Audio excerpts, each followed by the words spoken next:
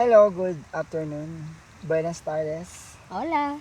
So today is June 28th. 27.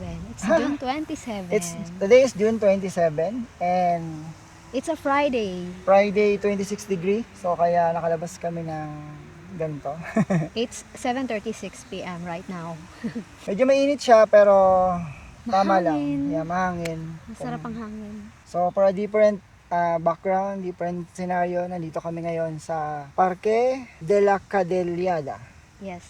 I don't know if I pronounced that right. Sorry if. So for today, share namin sa inyo yung mga bagay na dinala namin mula sa Pilipinas nung nagpunta kami dito sa Spain. Yep. Some are optional, pero yung some recommended. Itong mga to na dinala namin, surprisingly, super helpful talaga sa amin. Ang laki ng naitulong nila sa amin. Stay tuned kasi at the end of the video, share din namin yung mga bagay na ginawa pa namin before kami umalis ng Pilipinas. Mhm.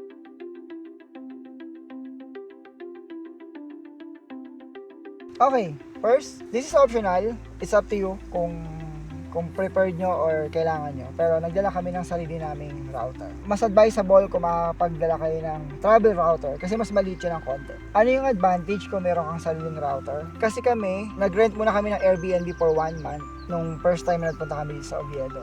Yep. Kahit yung sa Madrid, ginamit namin yung router na yon so that meron kaming extra protection kasi kukonect kami dun sa internet nung host natin. Hindi na namin kailangan kunin yung password ng wifi nila, do binigay naman sa amin. Kung okay yung router na madadala mo, mas mabilis siya compared dun sa router nung usually yung host sa Airbnb. Ikakabit mo lang yun via sa wire.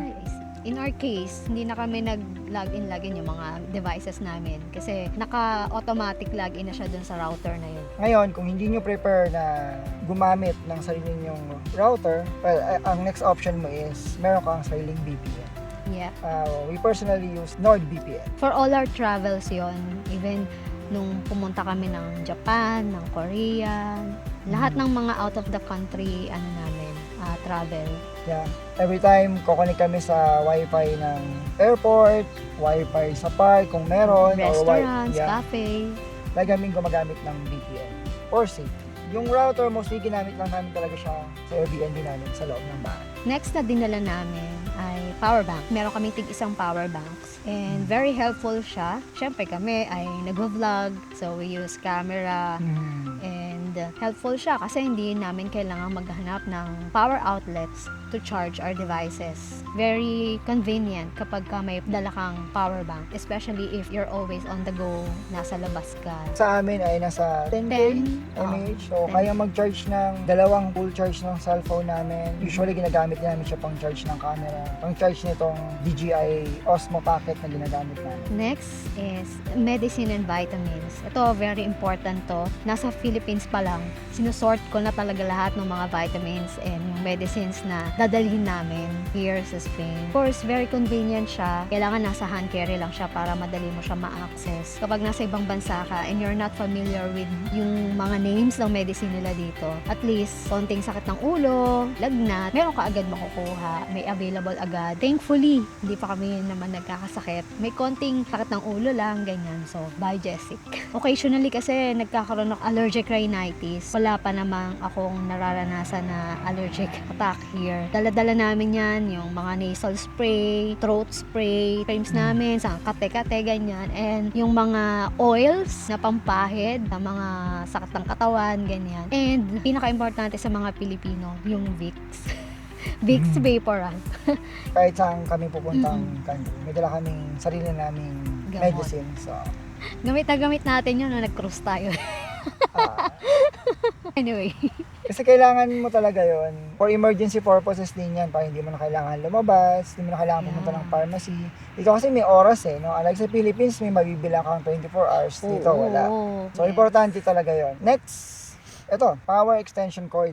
May dala kaming dalawang power extension cord.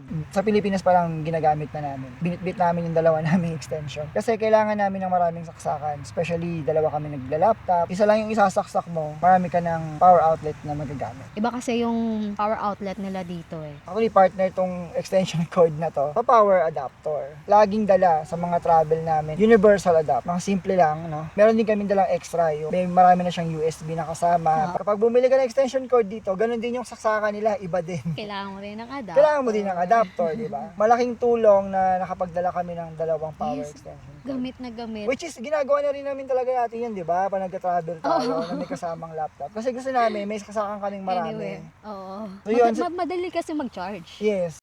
Bonus tip, cable organizer. Hiwalay yung mga nilalagay namin sa hand carry namin. Kasi yung mga dapat na ma-access Charger. namin agad, like chargers, yeah. May mga luggage organizer din kami. Like what we did, kasi alam na namin itinerary namin pagdating pa lang namin dito sa Spain. Nasa Madrid muna kami ng 2 days. So, yung luggage namin, yung maliit na luggage, yun lang dapat ang bubuksan namin sa Madrid. Yung malaking luggage, pag nasa Oviedo na. Inorganize namin yung luggage namin that way para Hindi kami pabukas-bukas lagi. yeah. Share na rin natin, ano yung mga bagay na ginawa natin. Nag-sell tayo ng mga things. Though, hindi naman to applicable sa lahat. Up to you oo. kung ano yung gusto nyo ibenta na hindi nyo nagagamitin ng matagal. Though sa amin, hindi naman namin binenta yung bahay namin kasi nandun pa yung family namin. Yeah. Binenta namin yung sasakyan. Of course, kasi hindi naman siya magagamit. ng Sayang matagal. eh. Nagbenta kami ng mga work from home setups namin. Yung tables, yung chairs. Nakakamiss yung standing desk namin. Yeah. Computer mo. Yung PC ko, binenta ko with the large monitor na namimiss ko din. Oo, ang laki ng monitor niya, wide. Very high-end yun. Ano ba bang binenta natin? Oh, yung iba kasi pinamigay na namin eh. Like yung mga damit, yung mga hindi lumang na damit. namin ginagamit na nagamit. Yun lang naman, optional yon kung kailangan mo lang din talaga magbenta. Ay, kaysa naman masayang or matenga lang siya, di ba? Like yung sasakyan, kung sa amin kasi wala namang ibang gagamit mo. So, masisira lang din siya, di ba? And of course, additional ano rin yun, para may baon din kaming cash. May SPA kaming pin-repair. Just in case lang, for emergency purposes lang na may kailanganing asikasuhin. May palakad. Oo, wala kami doon, di ba? So, may SPA kaming pin-repair and yung ano din, authorization letter. Halimbawa, may sulat na darating tapos ayaw nilang ibigay kasi hindi kami magre-receive. So, at least meron kaming nakaprepare na authorization letter. Of course, para lang yun sa mga papagkakatiwalaan ng tao. Yes, yes. And also our house said na iparent namin sa iba, pinatira na lang namin din yung relatives namin. And also our dogs. Bosch and Scabby, I know they are in good hands. May mga nag-aalaga naman sa kanila and dog lovers din naman yung mga yun. May mga pumupunta dito sa Spain, kasama talaga nila yung mga dogs. Yeah.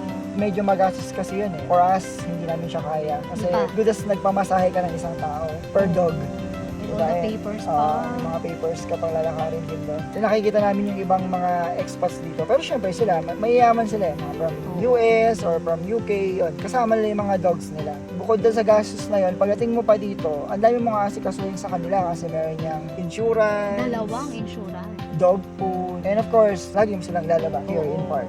Wala kaming mapag-iiwanan sa kanila. Pag halimbawang Aalis ka. aalis kami, maglalakwatsa kami, di ba? Wala. Dito kasi sa Spain, Kawawa. mostly ng bahay dito, condo.